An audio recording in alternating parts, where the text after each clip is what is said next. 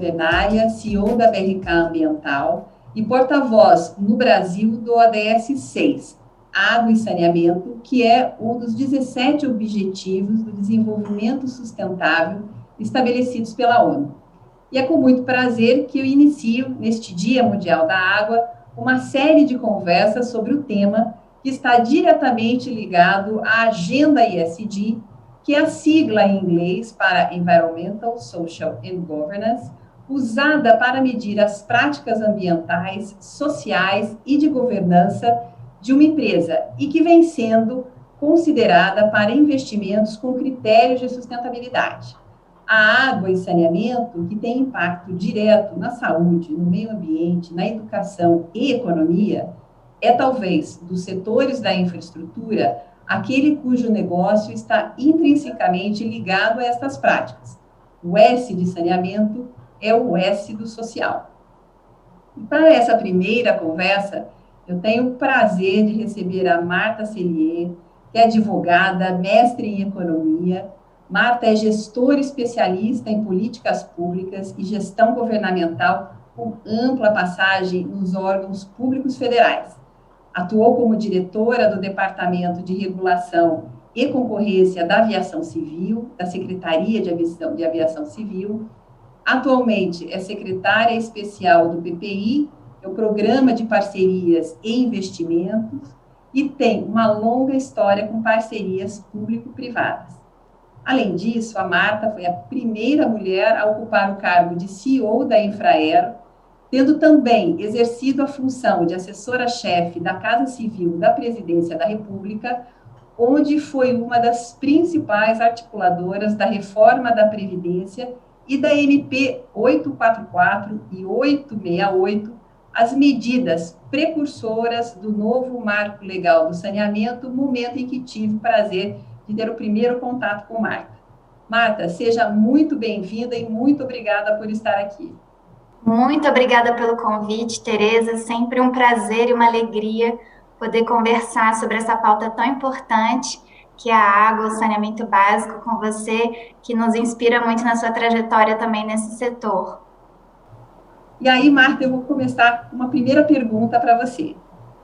Eu tenho acompanhado o seu trabalho pelo desenvolvimento do país, e minha primeira pergunta é sobre o PPI. Como pode tornar o ambiente mais favorável para os investidores privados, nacionais e internacionais, e de que forma o programa pode influenciar por uma maior inserção de políticas e práticas de ESG no Brasil?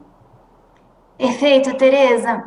O programa de parcerias de investimentos do governo federal foi criado exatamente com esse objetivo de atração de investimentos privados para a nossa infraestrutura. E aí a gente fala não só desse setor tão importante que é o foco hoje, saneamento básico, toda a infraestrutura de água, de resíduos, de esgotamento sanitário, drenagem, mas de forma mais ampla, infraestrutura no país, no que diz respeito ao transporte, logística, energia e outras frentes tão importantes como telecomunicações, infraestrutura social, que a gente tem se dedicado cada vez mais, de mãos dadas com estados e municípios, desenvolver creches, desenvolver hospitais, desenvolver presídios. Nós temos uma falta de infraestrutura no país, um déficit de infraestrutura nos diversos segmentos que nós olhamos. Não é característica apenas do setor de saneamento básico, mas nós sabemos que o saneamento básico tem um impacto negativo, com muitas externalidades negativas na nossa população e no nosso desenvolvimento. Então, para isso surge o PPI, o reconhecimento de que apenas os governos, tanto federal quanto estaduais e municipais, não serão capazes, utilizando apenas recursos públicos, de suprir todo esse déficit de infraestrutura e contribuir com o incremento da infraestrutura necessário para o desenvolvimento do país.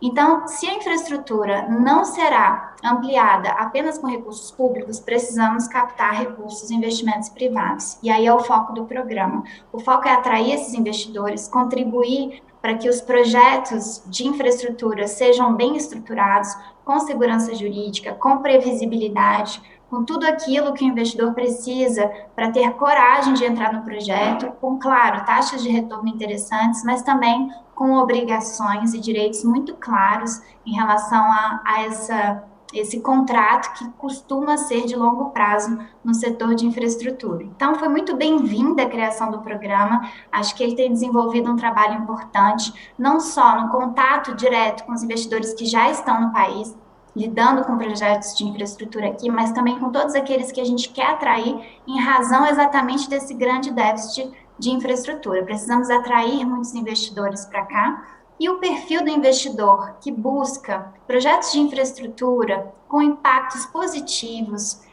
para a sociedade, com cuidado necessário com o meio ambiente, é um investidor cada vez mais antenado na questão ESG, como você bem mencionou. Então, hoje na carteira do PPI, nós temos diversos projetos que atendem essas características de projetos ambientalmente bem estruturados, que consideram, quando há impacto ambiental, todos os condicionantes importantes e todas as formas de se equacionar esses impactos para que a gente possa desenvolver uma infraestrutura sustentável e, por óbvio, impactos positivos para a sociedade, como fica tão claro quando a gente fala de investimentos em água e esgoto.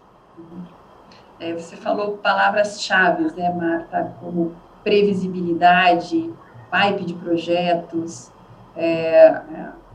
a agenda ambiental e as condicionantes ambientais desses projetos, as externalidades. Eu acho que o investidor nacional e internacional é o que ele precisa e por isso a relevância de todo o trabalho que vem sendo feito pelo PPI.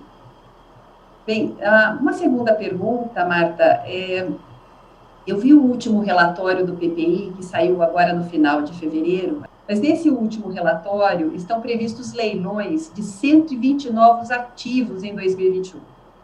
Para saneamento, o projeto do Rio de Janeiro, ainda neste primeiro semestre, está mobilizando o mercado. Mas, para além disso, são mais de 100 projetos que envolvem rodovias, portos, aeroportos, ferrovias, né? O impacto social do PPI no país é algo mensurável? Eu gostaria de ter todas as métricas desse impacto, Tereza, porque como são muitos setores, a gente tem dificuldade até mesmo de mensurar. A gente consegue, é claro, calcular os valores de investimentos esperados em decorrência dos leilões, que já foram estruturados e que estão sendo estruturados, né? Então, só no período 2019-2020, o PPI avançou com 65 projetos, então foram 65 leilões realizados ou renovações de contratos importantes, como no setor ferroviário, e desses leilões realizados nos últimos 2 anos, a expectativa de investimento supera 488 bilhões de reais. Então, veja a importância da realização desses leilões, do avanço desses projetos. É claro que são investimentos que acontecem ao longo dos contratos. Aqui a gente está falando essencialmente de CAPEX, então quando a gente soma o OPEX, que é todo recurso relacionado também à manutenção depois dessa infraestrutura ao longo dos anos, vem muito mais investimentos por aí. Isso tem impacto enorme na geração de empregos, no aumento da renda, isso tem um impacto enorme também na logística do país, na nossa eficiência, na nossa competitividade, na redução da pobreza, na redução da desigualdade, ainda mais quando a gente vai diversificando essa carteira de projetos do PPI, como a gente tem feito nos últimos anos, para tentar entrar cada vez mais em setores que não necessariamente são responsabilidade direta do governo federal, no sentido de que nós não somos o poder concedente. Então, o projeto de saneamento básico, por exemplo, não é a União que assina o contrato de concessão, não é a União que presta o serviço diretamente, mas nós temos um papel importante nas diretrizes para esse setor, também no financiamento, muitas vezes, com os nossos bancos públicos. Marta, você mencionou sobre conversa com os investidores, né, e entender deles também as expectativas. Você, Marta, esteve em diversas viagens pelo mundo para apresentar o pipeline de projetos de infraestrutura brasileiro para esses investidores internacionais. O que mais te chamou a atenção nos questionamentos ou nas percepções desses investidores sobre o país? E o ESG foi um tema recorrente nessas conversas? Foi sim, Tereza. Acho que uma coisa que tem impressionado muito o investidor lá fora é o tamanho da nossa carteira de projetos. Porque o Brasil sempre foi um país grande, mas nunca ofertou tantos projetos ao mesmo tempo.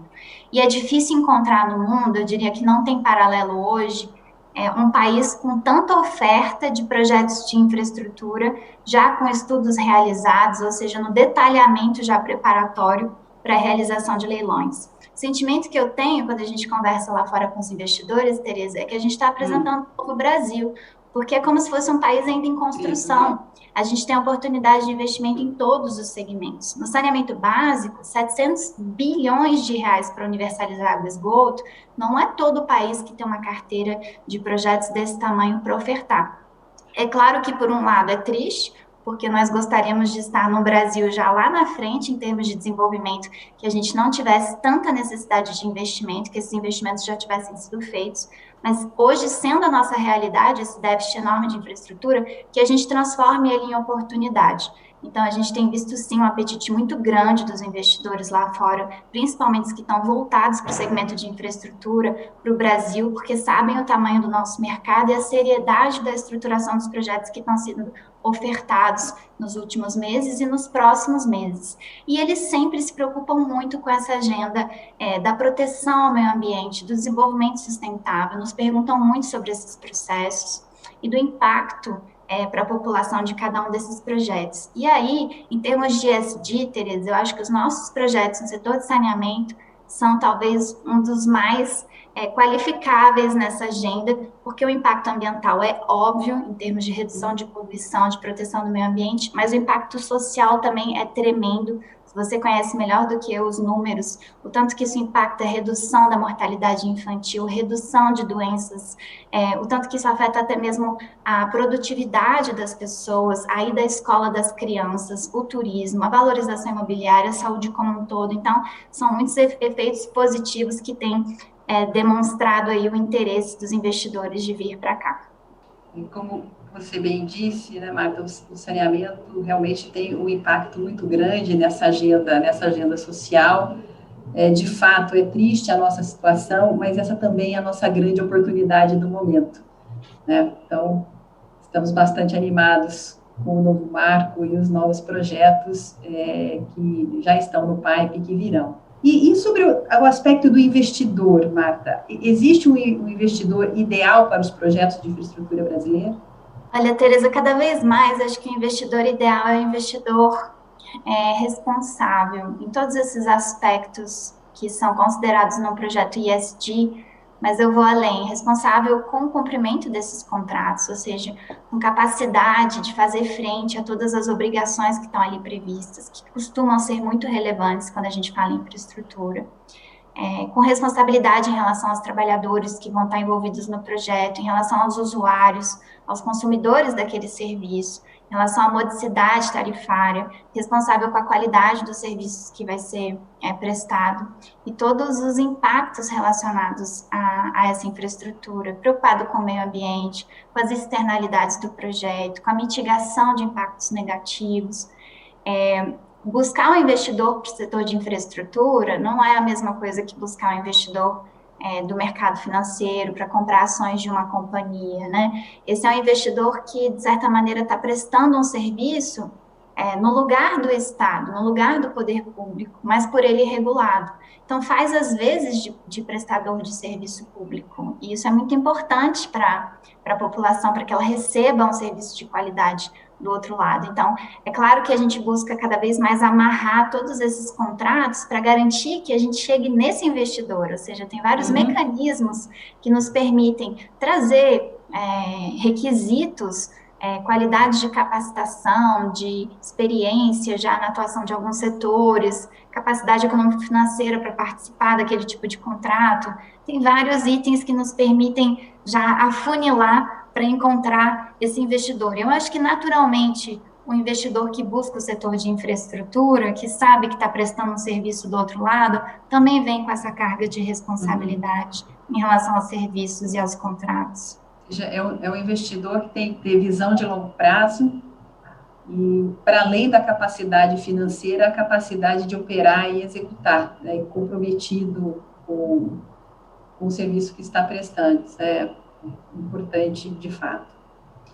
Bem, o governo federal, Marta, por meio da Caixa Econômica Federal, o Banco do Brasil, o BNDES, pretende avaliar critérios da agenda ESG para o financiamento desses grandes projetos de infraestrutura? Sim, cada vez mais a gente tem visto os nossos bancos públicos se debruçando sobre essa questão da agenda ESG. O BNDES lançou recentemente até um evento sobre essa carteira de projeto sustentável, né? E tem chamado o BNDES com S de social, que é uma frente importante de atuação. E toda essa agenda de saneamento, que é gigantesca, que o banco abraçou, tem estruturado os projetos, o banco se remunera apenas no caso de sucesso do projeto, então entra no risco, estruturando projetos bilionários, como você conhece, que é uma demonstração do interesse do banco de avançar com essa agenda ESG.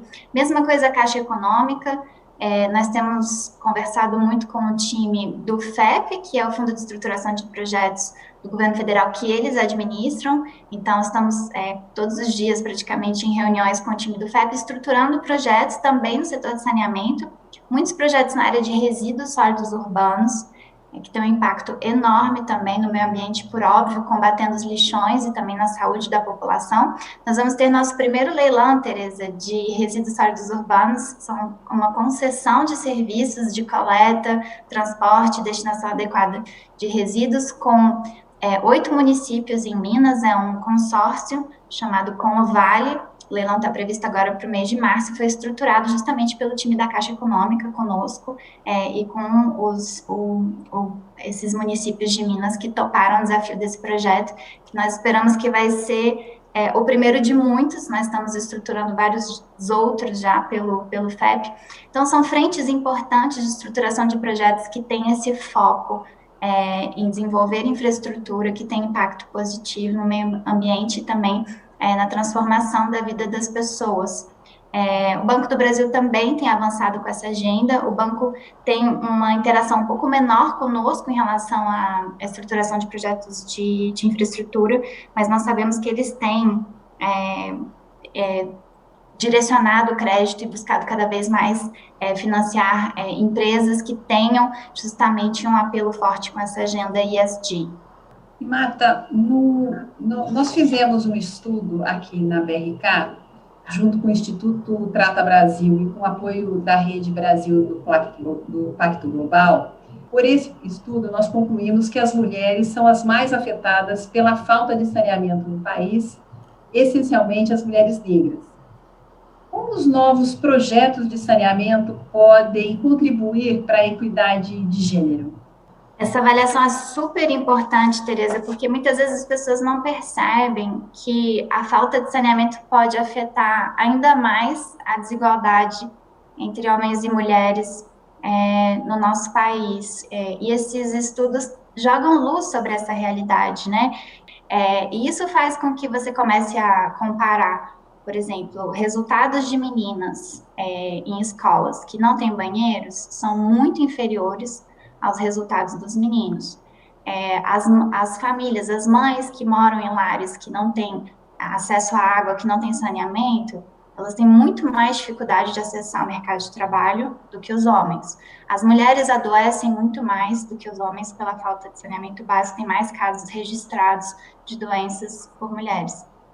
Então, são vários aspectos quando a gente fala desse esforço de incluir as mulheres no mercado de trabalho, de empoderar as mulheres, de diminuir desigualdades. A gente percebe também a importância do desenvolvimento da infraestrutura no setor de saneamento básico para que esse processo efetivamente aconteça, para a redução da pobreza, porque muito da falta de saneamento básico acontece em lares com famílias com renda muito baixa.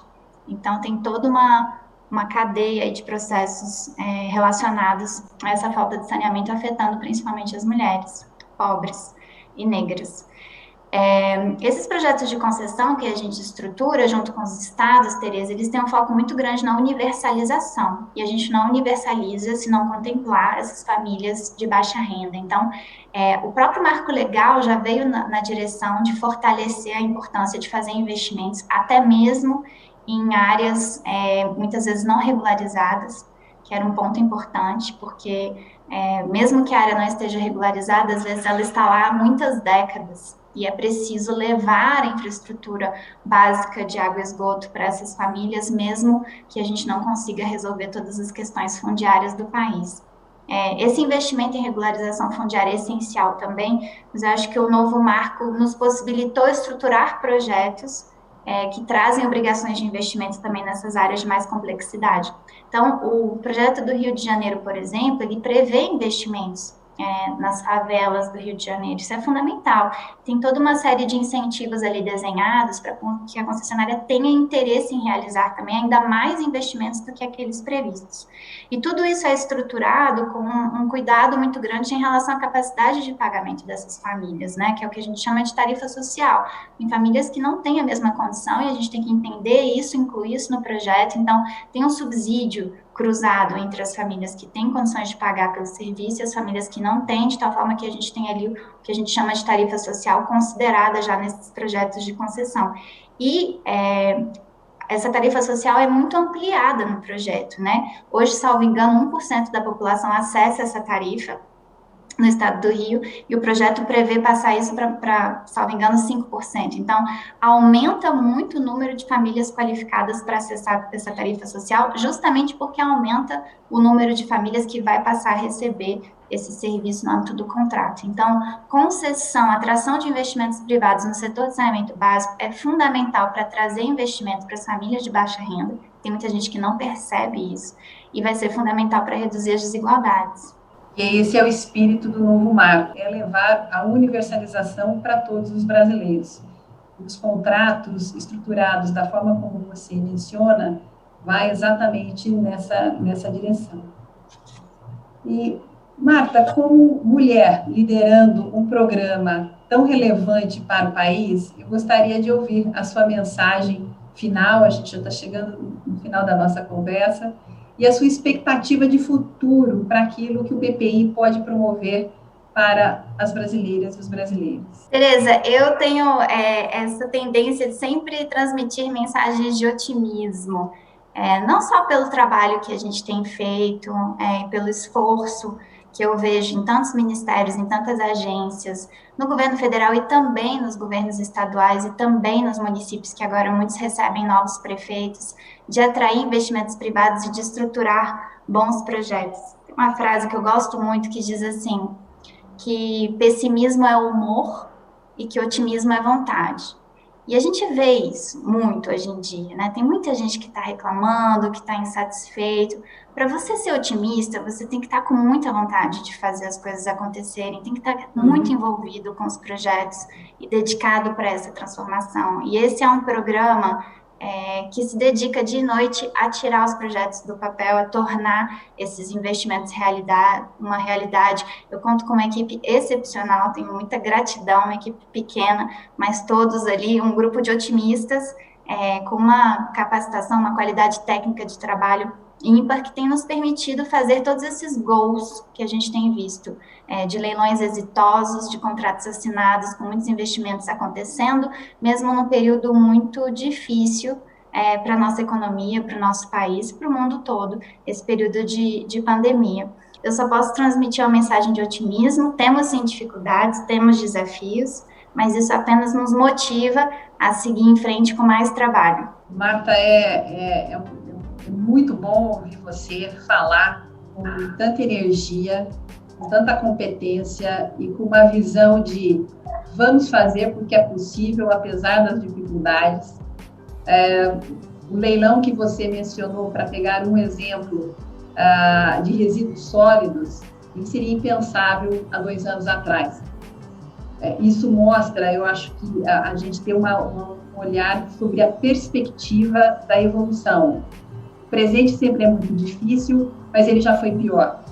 Então, eu acho que profissionais como você, como seu time, como você bem disse, a gente sempre tem um time que trabalha muito, que tem o mesmo propósito e que tem essa visão de mundo conjunta, né, de fazer acontecer e de deixar um pouquinho que seja de um legado melhor para o país e para as novas gerações. Marta, eu agradeço muito essa conversa tão necessária, tão esclarecedora, tão objetiva e tão animadora, né?